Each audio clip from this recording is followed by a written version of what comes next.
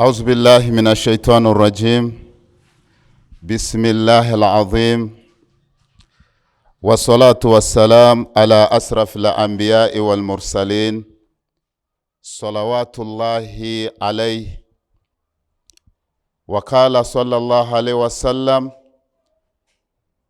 اتق الله حيثما كنت، اتق الله ليلا ونهار. يا أيها الذين آمنوا اتقوا الله حق تقاته ولا تموتن إلا وأنتم مسلمون. وقال أيضا: يا أيها الناس اتقوا ربكم الذي خلقكم من نفس واحدة وخلق منها زوجها وبث منهما رجالا كثيرا والنساء واتقوا الله الذي تساءلون به والأرحام إن الله كان عليكم رقيبا. Bannange mwenna abakkiriza abasembedde wano yawmul jumaa, Oweekitiibwa sallallahu alaihi wasallama yakakasa n'atugamba olunaku lw'ejjuma sayyidul ayyam, kabaka wa nnaku, khalqa Adam, lwe lunaku lwatondebwamu jjajja waffe ffenna mwe tuva, lwe lunaku ku lwaki Allah yasalawo n'amutonda nga bwe yayagala. Yamutonda olunaku olw'ejjuma olw'ensonga y'obukulu olunaku olw'ejjuma. Oweekitiibwa sallallahu alaihi wasallama n'atukakasa nti bwe yatonda Adamu era n'amugya mu jjana mu nnimiro olunaku lwali lwakutaano, n'atuga nti wala taqumu saa illa fi yaumil jumaa, kiyama tegenda kuyimirirawo okujjako lugenda kubeera lunaku lwakutaano. Oweekitiibwa sallallahu alaihi wasallama yalwetegekeranga yaumil khamis, olunaku olwokuna, n'abeera nga yeetereeza, n'asala enjala, n'akendeeza amasulubu n'ebirala bye tutegeera n'aba nti ku lwaki akikola yeetegekera olunaku olw'ejjuma. Bejjukanyanga nga beetegekera olunaku olw'ejjuma baswahaba bannabi Muhammadi sallallahu alaihi wasallama. Atugamba Oweekitiibwa omutonzi w'eggulu n'ensi, wa in ta'uddu ni'mata Allahu la tahsuha inna Allaha laghafuru rahim. Twagala tulabe ku kyengera oba ku byengero omutonzi bye yatukwasa, bye yatuwa. Atugambye wa in ta'uddu ni'mata Allahi la tahsuha inna Allaha laghafuru rahim. Katonda yatugonnomolako ebyengera, so nga abamu oluusi babiyitako buyisi, oluusi babyerabira, nenge ekyengera ekisooka bwe bulamu. Allah subhanahu wa ta'ala yatuwa obulamu mwe tulina okukolera buli kimu ekirina otugasa kuno ku nsi ne ku yawmil akhir, kubanga enkomerero oba ejjana tugikolerera kuno ku nsi. Era tosobola kuba nti ovudde ku nsi ate n'okolerera ejjana. Abalungi abampuliriza, abaagalwa abakkiriza, bassebo ne bannyabo, akadde k'oba omaze kuno ku nsi kakolereremu omugaso gw'okuno ku nsi, era beera ng'okaganyulwamu yawmul qiyama, ku lunaku lw'enkomerero Allah abeere nga akuwa obulungi. Ye aya eno ebitibwa nti eri mu suratu an-Nahari aya ya 18, wa in ta'uddu ni'mata Allahi la tahsuha.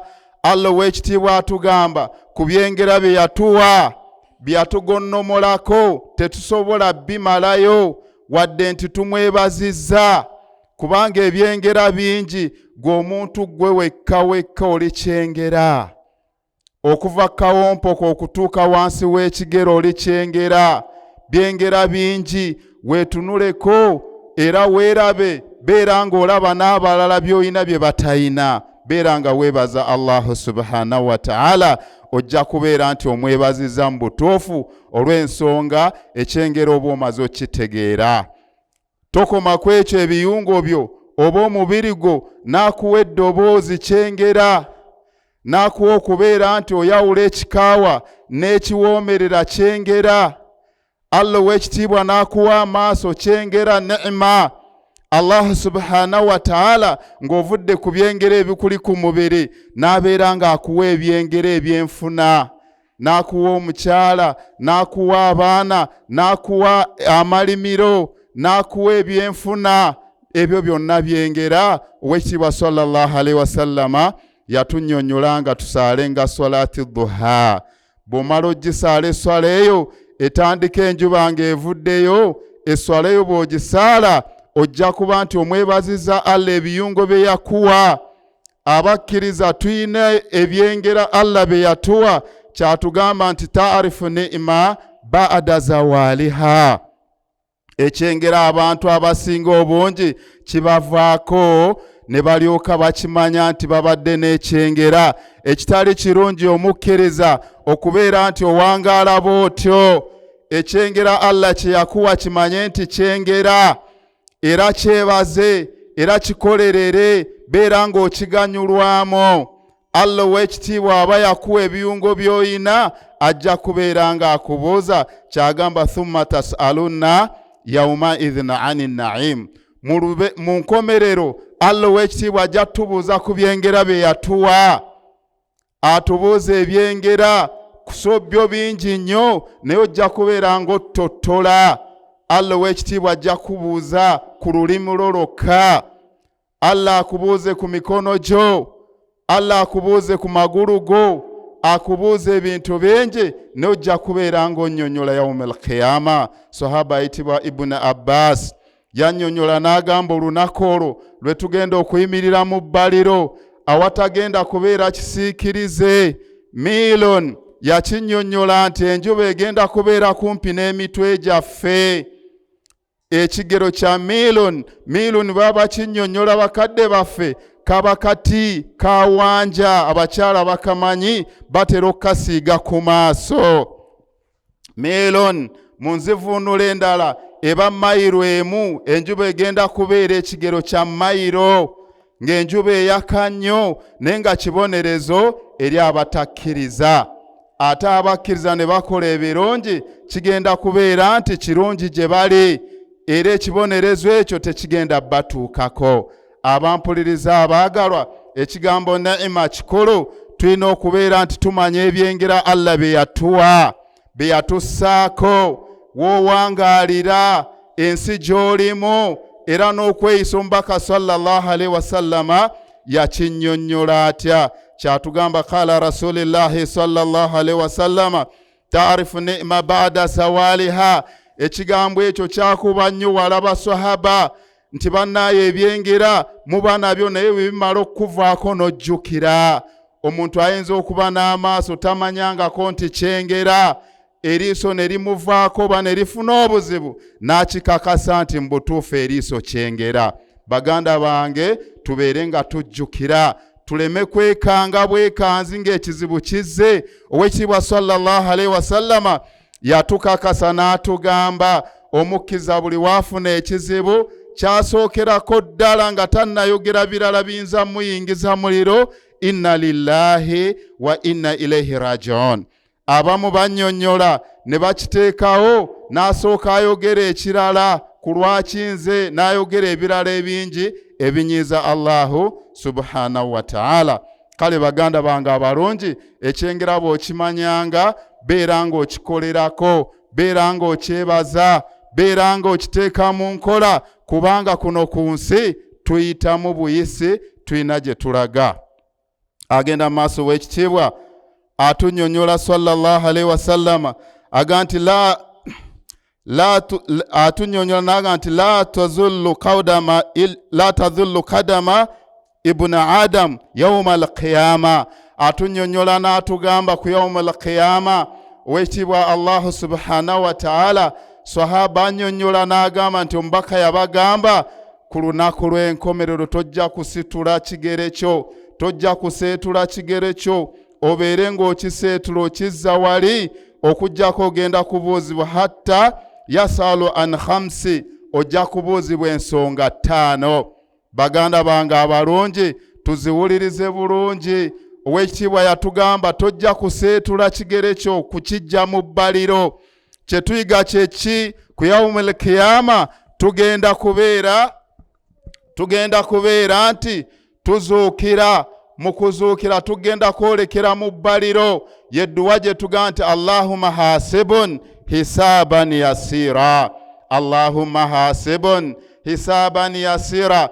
Aye Allah tubale olubalo olwangu. Tukusaba otubale olubalo olwangu. Edduwa eyo mbaka sallallahu alaihi wasallama yagisomesa. Buli bw'oba nti oli mu swala oli ku tahiyatu ng'edduwa ozisomye togyerabiranga. Allahumma aye Allah w'ekitiibwa hasibuni hisaban yasira. Tukusaba otubale olubalo olwangu. Kyatugamba tujja kubuuzibwa ebintu bitaano. An umurihi, bajja tubuuza obuwangaazi bwaffe. Abampuliriza abaagalwa, obuwangaazi bw'owangaala kuno ku nsi Allah ajja bukubuuza era ojja kubeera nga onnyonnyola. N'agamba ensonga, n'agamba nti wa an shababihi, ow'ekitiibwa Allah ajja kubuuza obuvubuka bwo. Ampuliriza nga abukobooza naye nga budda ku ddiini. Tajja kubuuza buvubuka nga abukubuulizaako birala ku lwaki tewakola kino, wabula ajja kubuuza obuvubuka bwo. Wawangaala mu maanyi ge wayina. Omuvubuka abeera musufu mu buli nsonga yonna era akola ebyewuunyisa, aba n'amaanyi, aba n'amagezi n'ebirala bingi, ate aba n'obuvumu. Bajja kubuuza obuvubuka bwo wabukoleramu ki ku yeddiini.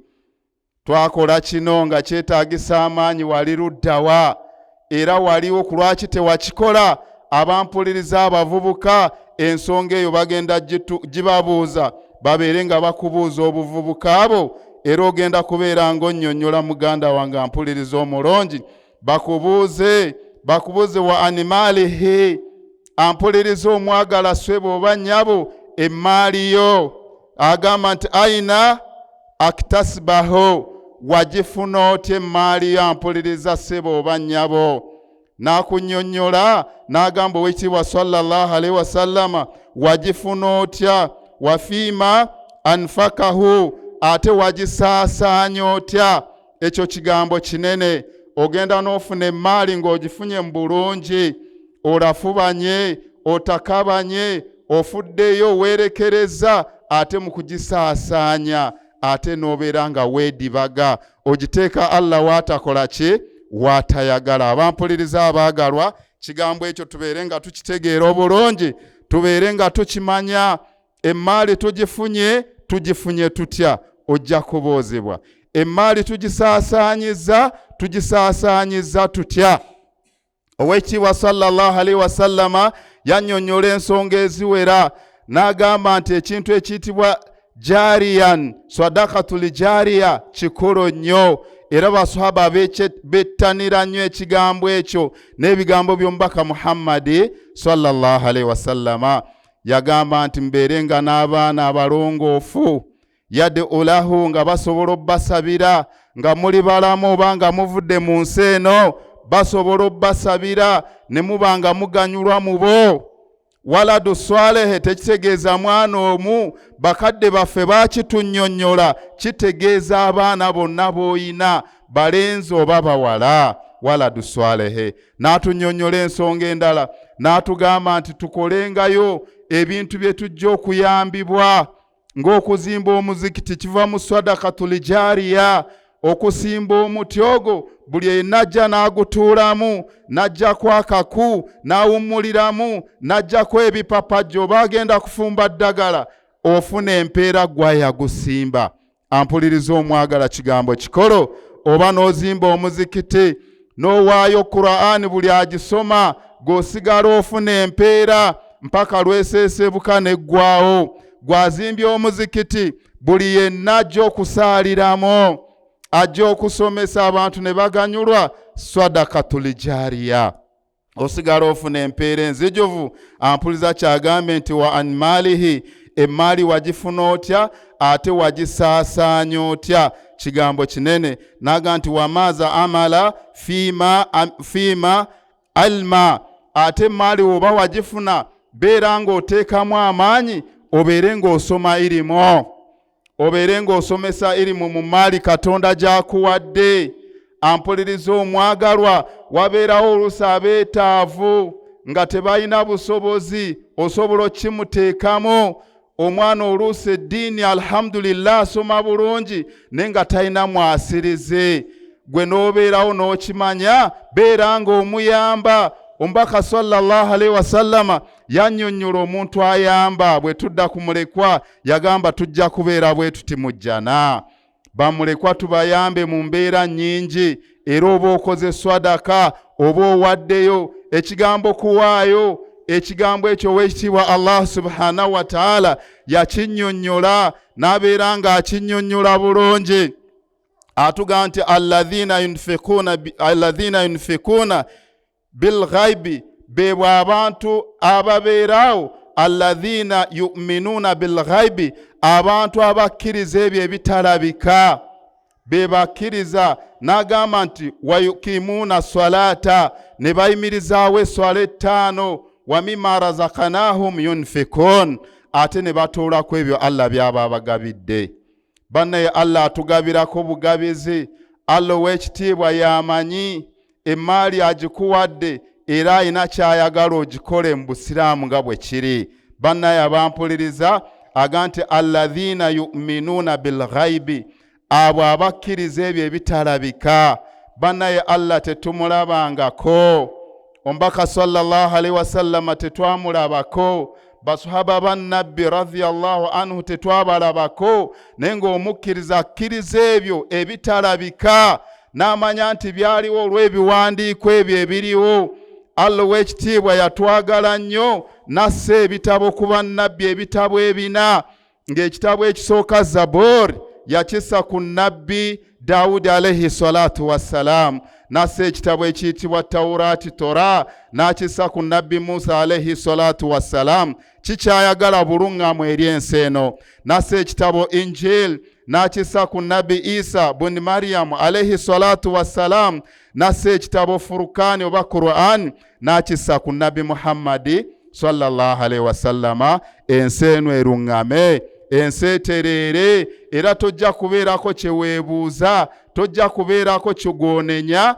Allah ow'ekitiibwa obubaka yabussa, lakad kaana lakum fi rasulillahi uswatun hasana, ekyokulabirako ekinene, ekyokulabirako ekyamaanyi ye nabbi Muhammadi sallallahu alayhi wasallama. Tojja kubeera nti onenya muntu yenna, ogenda kwenenya gwe wekka. Allah yatussaako buli nsonga yonna n'agikomeka, n'ateekako enjigiriza yaayo nga nabbi Muhammadi sallallahu alayhi wasallama khatami nabiyina, nga ye nabbi asembayo, ye mpeta y'abannabbi. Khatami eba mpeta eyayambalwa nabbi Muhammadi sallallahu alayhi wasallama. Togenda kubeerako nakyobuuza okujjako nga gye kiri, tolina g'ogenda kunenya okujjako nga weenenya gwe wekka. Ffe tukkiriza ebitalabika, so nga tukakasa nti byaliyo. Kyatugamba wa mimma razaqnahum yunfiquna, n'atukakasa nti ate bye mba mbagabiridde mubeere nga mutoolako muzza eri obusiraamu. Ekigambo okuwaayo tukitegeera, abampuliriza abaagalwa, tubeera we tuli. Oli n'agamba nti obubaka buno obuvudde eno mitala w'amayanja, so nga ki kye baagala? Baagala okwagalwa eri Katonda, okufuna empeera eri ow'ekitiibwa Allah subhanahu wa ta'ala. Era okuwaayo sigamba nti kiba kintu kiryawo, wabula kubeera ng'otereeza. Era omuntu awaayo aba talina kyafiiriddwa.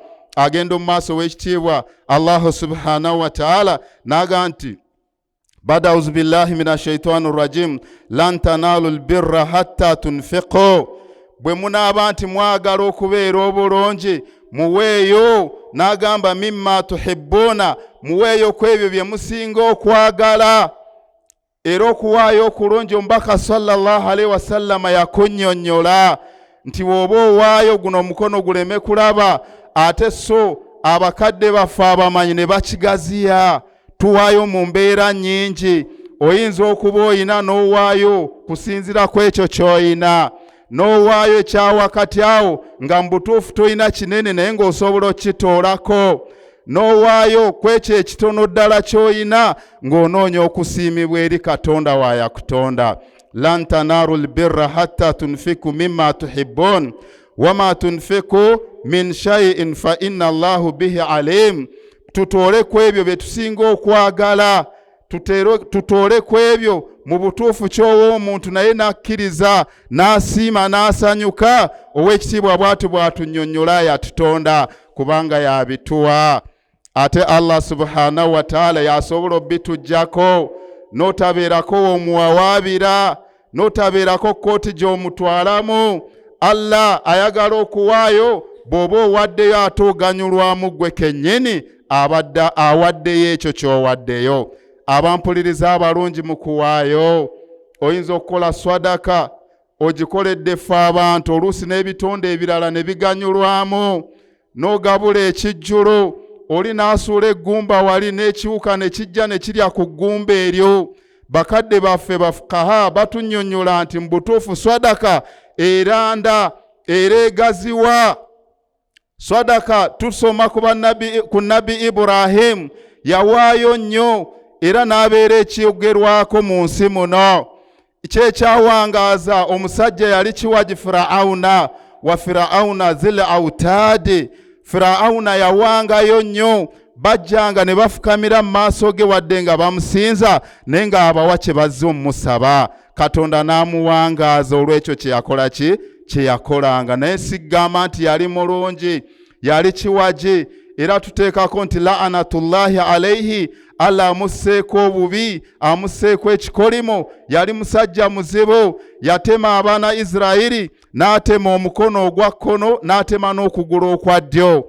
Allah yamunyiigira naye yamuwangaaza nga kyamwagala mwaluŋŋame, ate yali awaayo nnyo, Allah n'amuwa obuwangaazi nga buwanvu. Kigambo kuwaayo abampuliriza abaagalwa, tuweeyo ku ebyo bye tulina, twerekereze, tusaddaake, tubeere nga naffe tuwaayo. Allah ajja tusiima.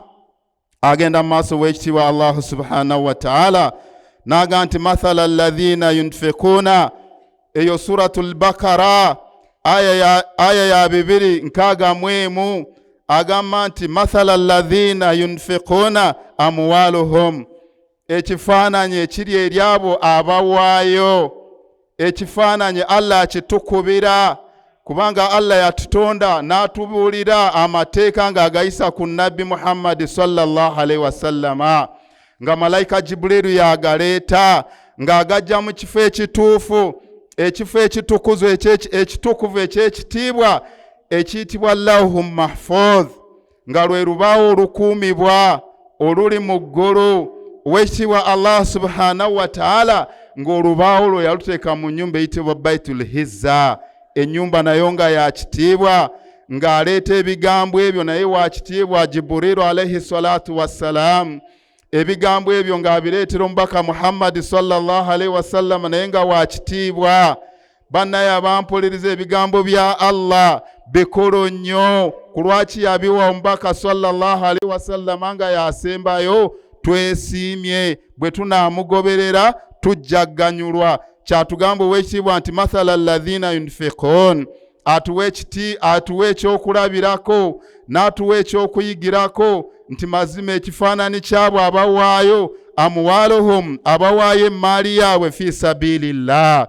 Sabilillah kigaziwa nga bagiwaayo mu kkubo lya Allah, nga waliwo ekisikatidde. Oli n'agamba nedda, kantoole ku kyange kino, obusiraamu butambule, kantoole ku kino wadde kiri bwe kiti, obusiraamu buyitewo, kantoole ku kyange kino ekiganye ku sayidi y'obuyisiraamu kitereere. Kyatugamba mu aya eno mu surati Bakara, n'atugamba nti mathala alladhina yunfikuna amwaluhum, atunnyonnyola n'atugamba nti ekifaananyi kyabo abawaayo fi sabilillah, mu kkubo lya Allah, kamathal habba, atunnyonnyola nti kiringa boolaba ekifaananyi ky'empeke. Ekigambo ekyo twakiwuliriza bulungi nga batunnyonnyola aya eyo bakadde baffe. Kamathal habba, ampuliriza kiwulirize bulungi, n'agamba nti kamathal habba ambatat sab'a, n'okwata empeke n'ogisimba mu ttaka ebifaananyi bingi kusinziira ku balima n'osimba empeke mu ttaka empeke eyo neefukirirwa nga Katonda ow'ekitiibwa yagitonyesaako enkuba empeke n'emera nga si busobozi bwo gwe kyewakutte oba kyewakoze wasimbye busimbi mpeke ebisigadde n'obirekera omutonzi Allahu subhanahu wa ta'ala n'agamba nti empeke eyo neemeruka neemera akaseera ne kayitawo ne yeeyagaza green n'enyuma n'otunuulira ennimiro yo mu butuufu nga yeeyagaza empeke gye wasimba emu tugeze omusooli ne gujjako ebibimba 3 naye wano Allah yagamba ebibimba 7 naye ng'empeke wasimba emu n'emera ekyamera ekyo ekimera ne kibeerako emisooli 3 naye nga buli musooli gulimu empeke 100 oba oganyuddwa nnyo.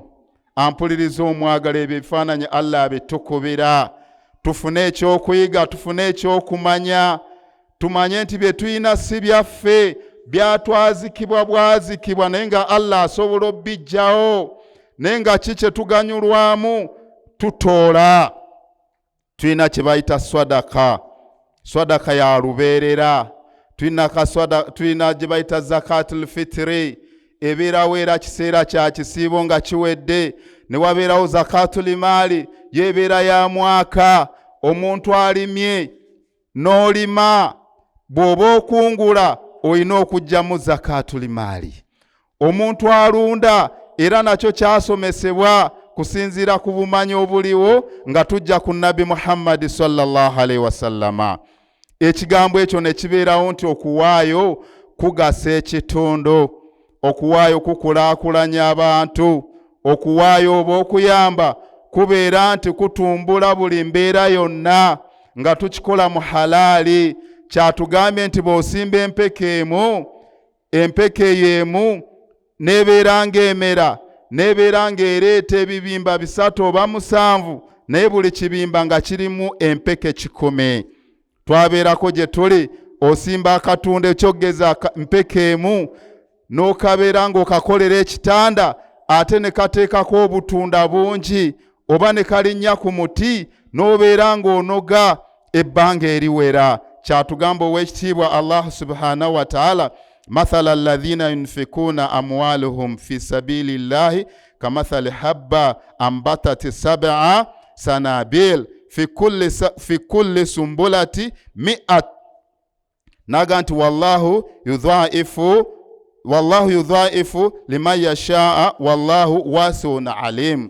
Allah bannaye amanyi enfuna yaffe, Allah ow'ekitiibwa amanyi ennyingiza zaffe, Allah ow'ekitiibwa mugazi mu kutegeera bye tulina kubanga ye yatutonda era ye yabituwa. Baganda bange abalungi, ekigambo okuwaayo kikulu nnyo. Oli abeera waali asinzidde ebunaayira n'abeera ng'awaayo gye tuwangaalira n'osanga oluusi naffe nga batuwa, n'osanga oli akuwadde ekyokwambala. Omubaka sallallahu alaihi wasallama yakinnyonnyola nnyo ekigambo ky'okuwaayo era yakigereza ku swahaba omu yali arakkanibwa nga bamugamba nti ya swahaba nabi gamba ekigambo la ilaha illallah. Baswahaba bamukuŋŋaanirako ng'akaseera mu butuufu kasemberedde kaweddeyo ng'ali ku ndiri naye nga bamugamba ng'omubaka sallallahu alaihi wasallama bwe yalagira nti munnammwe bw'abeeranga nga mulaba embeera esusse mugambe ekigambo nti la ilaha illallah, mumulaakane mumuddiŋŋane ekigambo la ilaha illallah. Bw'amala okyogera ekigambo ekyo musirike. Waliwo ensomesa egamba nti bw'amala okyogera ate musome Qur'ani, ekyo si kituufu era ekigambo kiri kiriya. Omubaka yagamba nti yenna ayogera ekigambo la ilaha illallah n'akisembyayo dakhala aljanna. Tojja kuleeta nti yakola kino namulaba mu bwonoonefu bwe buti, Allah yamusonyiwa era alina tawuba ze yakola nga ye wootaali z'otamanyi, Allah n'abeera nga amusonyiwa. Tuteekawo ekigambo kya Nabi Muhammadi sallallahu alaihi wasallama nti omusajja oyo bannaye asembeza ekigambo kalimati tawhidi la ilaha illallah, tobeerawo na mboozi ndala. era tumulowolereza kirala dakhala aljanna. Ebyo bubaka bwa Nabi Muhammad sallallahu alaihi wasallama. Omusajja bamuga nti la ilaha illallah, naga nti laukana jadida, ekigambo ky'okuwaayo kikolo. Bamuga nti owaaye sahaba munnaffe, tukulakana ng'omubaka bwe yatugamba. Bannaye yogera ekigambo la ilaha illallah, naga nti laukana jadida, senga kyali kipya. Ne bamugamba biki ebyo? La ilaha illallah, naga nti laukana kamila, senga gwali mulamba. La ilaha illallah laukana baida, yayogera ebigambo bisatu. Ekyafaayo ekyo omusajja n'akutuka n'afa. Basahaba ne bamutegeka ng'enkola y'Obuyisiraamu. Omusambu afa atajuhizi, tumutegeka. Engoye zaafiiriddemu tuzimugjamu, tumubikkako, tumugolola. Ekyo kigambo kimanyikiddwa bulungi. Ensonga endala tumunaaza, ensonga eddako tumuzinga, ensonga esembayo atadfinahu watusali alaihi, tumusaalira. Muganda waffe Omuyisiraamu ssebo oba nnyabo tukakatibwako kusaalira oba okukolako emikolo egyo. Ensonga esembayo atadfinahu, tukuziika mu nziike y'Obuyisiraamu. Muganda waffe oyo gwe tusomako ekyafaayo sahabi wa Nabbi, era bwe yamala okutuka basahaba batandika omukolako ng'obusamu bwe bulagira. Abamu ne bagenda ewa Nabbi omwebuuzaako nti sahaba atusobedde, ebigambo bye watugamba omubaka wa Allah tubadde tubimuddiŋŋana, naye ng'ayogera birala. N'ababuuza agambye eki? Agambye tubagambye nti la ilaha illallah, n'agamba nti laukana jadida, senga lwali lupya. Kitegeeza ki Muhammadi sallallahu alaihi wasallama? N'abagamba ekyo nno yali atambula omusajja oyo sahaba, n'asanga omusajja mbutuufu ng'ayambadde tayambadde, ng'ayambadde engoye enjulifu. N'akwata mu kikapu kye n'aggyayo ekikanzu ekyali bwe kityo n'akimuwa. Allah amulaze empeera wali ng'aziraba, naye mmwe nga temuziraba. Kyavudde aga nti laukana jadida. Ne bakitegeera basahaba, ne bamunnyonnyola omubaka wa Allah Maulana, ne bamugamba nti twamugambe nti la ilaha illallah, n'aga nti laukana baida. Baida kitegeeza ekiwanvu oba olugendo oluwanvu. Kitegeeza ki mubaka wa Allah? Nabbi ayinako okubikkulirwa wahayi nga zimujjako, ng'abitegeera Allah amutegeeza buli kimu. Era annyonnyola Oweekitiibwa sallallahu alaihi wasallama basahaba abamwetoolodde nti laukana baida, omusajja oyo yali atambula sahaba, avudde gy'avudde n'asanga omusajja ayitibwa Abdullah ibn Maktum, era naye sahaba wa Nabbi. Omusajja amanyikiddwa ennyo yali omwazinyi, namba 2 ng'oggyeko Bilal ibn Rabah. Amutanga sahaba oyo oba omusajja oyo nga tannabeera sahaba, kubanga sahaba aba amaze okulaba ku Nabbi, yawuliranga amawulire ga Nabbi, n'ayagala agendeyo, naye bambi nga talaba bulungi. Buli bw'ava awaka n'asimbula olugendo ngenda wa mubaka wa Katonda, abantu abamu era nga bamuzza. Kitegeeza omuzibe olaga waddayo awaka. Abamu ne bamuzza n'asimbula, naye lumu sahaba oyo n'abeera ng'asanga oyo omusajja Abdullah ibn Maktum. Abdullah ibn Maktum n'aga nti nayagala dde okubeerako eri Nabbi, mutuukeko mukwateko bwe nti, mpulire ku bigambo bye ku ddoboozi lye, naye nze sisobola, ngwa mu bisiriko, ngwa mu binnya. N'amuteeka mu mugongo, murakaba n'amusitula. Kagendo kaali kawanvu, n'amutwala eri omubaka Muhammad sallallahu alaihi wasallama. Era omusajja oyo yavaako ekyafaayo kya abasa watawalla. Omusajja oyo sahaba oyo Abdullah ibn Maktum yali muzibe. Omubaka n'amutendeka eddiini, n'amufuula omwazinyi we namba 2, era n'abeera ng'ayiga ku Nabi Muhammad sallallahu alaihi wasallama. Abannamalungu bajja mu bufunze, ne bajja okubeera nti bajja eri omubaka Muhammad sallallahu alaihi wasallama. batuuke omubaka bannakyalo bwe tulina obbayita albadawi balinga fane ebintu bye bakolanga bizibu era nga babeera awo n'awanda nga bw'ayagala. Ekyafayo ekimu omu yafuka mu muzikiti baswahaba ne bamufubako omubaka n'abagaana ne bajja bazze okwebuuza eri omubaka. Omusajja oyo Abdullah ibn Makhtum n'abeera nga omubaka sallallahu alaihi wasallam amufubako. Allimni ya rasulillah, nsomesa nga bw'obeera nti omuntu obeera naye buli kadde, obeera naye embeera zonna bukadde konna, ate ne wabeerawo abagenyi abavudde ewala. Okugeza olina banno babadde mitala w'amayanja bazze bakunnyonnyolamu embeera bakikubaliramu, ate munno akubeerako wano kumpi Musa akuzza mu kino na kiri. Omubaka yakyuka bw'ati ng'asibye feesi, kyebaga nti abasa watawalla an jaahu al-a'ma wama yudrika, nga bwegenda aya nti owaaye omubaka wa Katonda osibye emitaafu olw'okuba muzibe akujjidde. Omanye oti abo abakuliko abakufubako nti banaaluŋŋama kwali kunenya Nabbi Muhammadi sallallahu alaihi wasallama, era bali abannamalungu tebaaluŋŋama. Naye omusajja yayagalanga okufuna obubaka okuva eri Muhammadi sallallahu alaihi wasallam. Astaghfirullah li wa lakum wa lisaa'il muslimin fastaghfiruhu innahu huwal ghafurur rahim wa barul karim. Astaghfirullah. Nahmaduhu wa nusalli wa nusallimu Muhammadi sallallahu alaihi wasallam.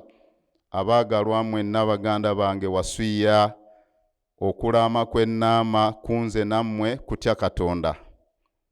Okutya Allah subhanahu wa ta'ala si kumudduka wabula kukola by'ayagala ate n'oleka bye yagaana, n'okkiriza bannabbi be bonna okuva ku nabbi Adamu mpaka nabbi Muhammadi sallallahu alaihi wasallam, n'oleka ebikyamu obusambu ebitakkiriza n'okola obusambu ebikkiriza.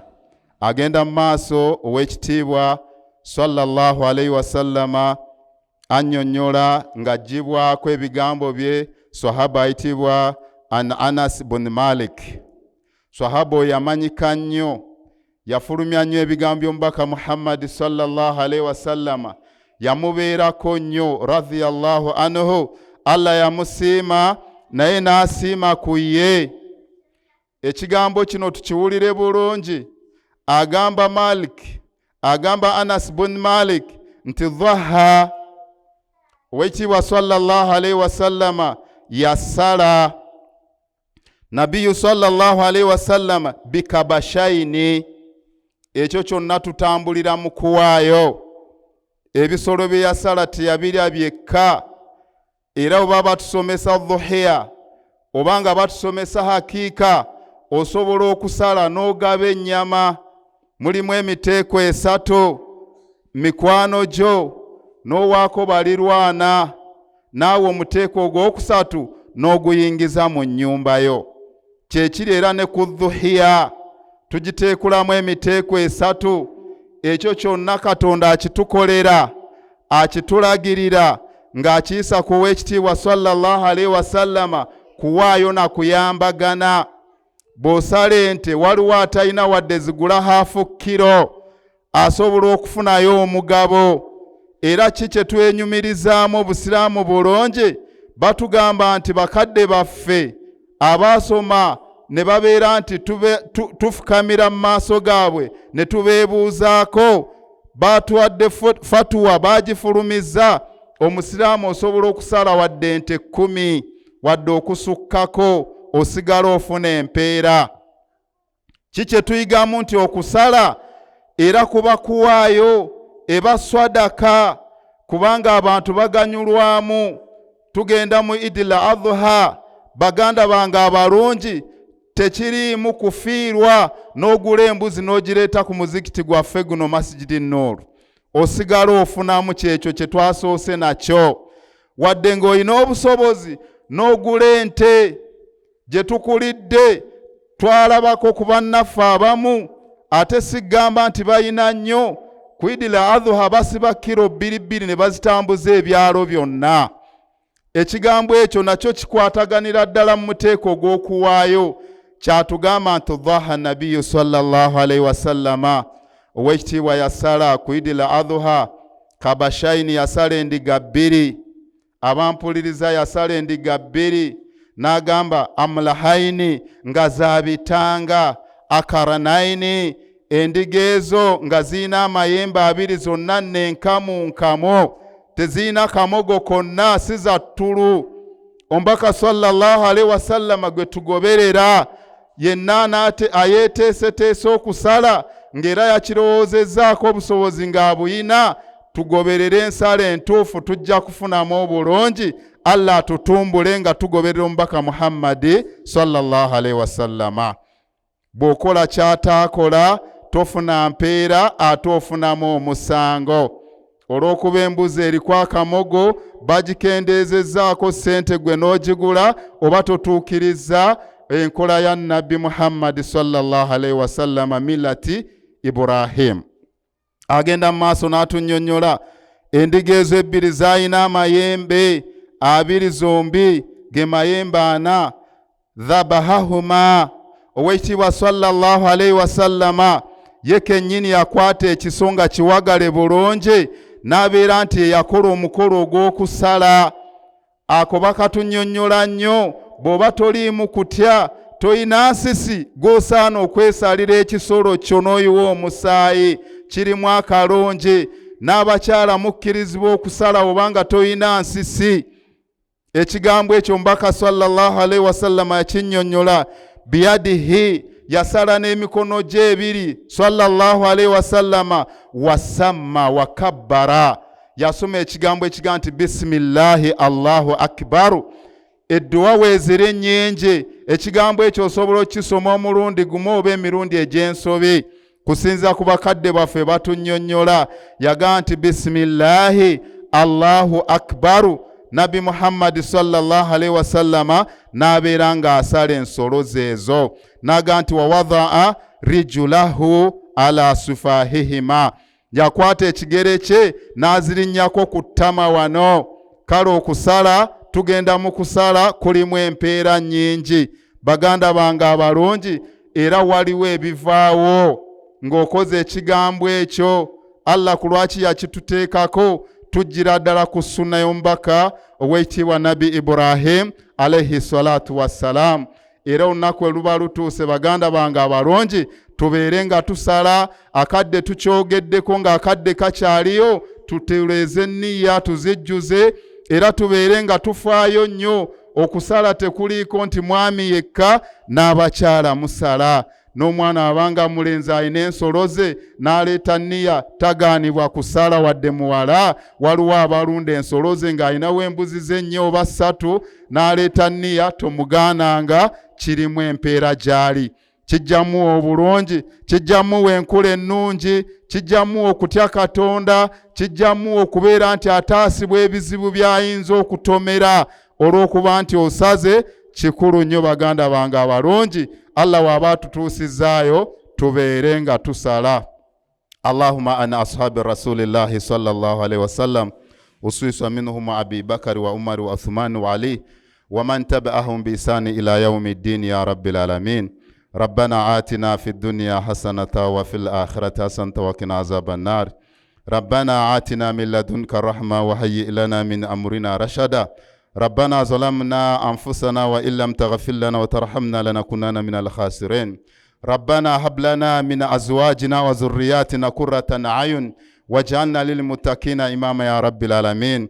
اللهم إنا نسألك موجبات رحمة وعزائم مغفرتك والسلامة من كل إثم والغنيمة من كل بر والفوز بالجنة والنجاة من النار. اللهم إنا نسألك إيمانا مستقيما وفضلا دائما ونظر رحمة وكلا كاملا وعلما نافعا وقلبا منورا وتوفيق إحسانا وصبرا جميلا وأجرا عظيما ولسانا ذاكرا وبدنا صابرا ورزقا واسعا وسعيا مشكورا وذنبا مغفورا وجنة الفردوس يا رب العالمين. يا رزاق رزقنا أمة محمد صلى الله عليه وسلم. يا رزاق رزقنا إنك أنت خير الرازقين. Allahumma salli ala sayidina Muhammad wa ala alihi wa sahbihi wa sallim. Aqimus sala inna salata kana ala almu'minina kitaba mawquta. Aqimus sala. Donate today to support the Masjid Carpet Appeal as we continue to change the stories of many mosques. Send your donation on 0708 22 23 30 or 0788 02 03 01.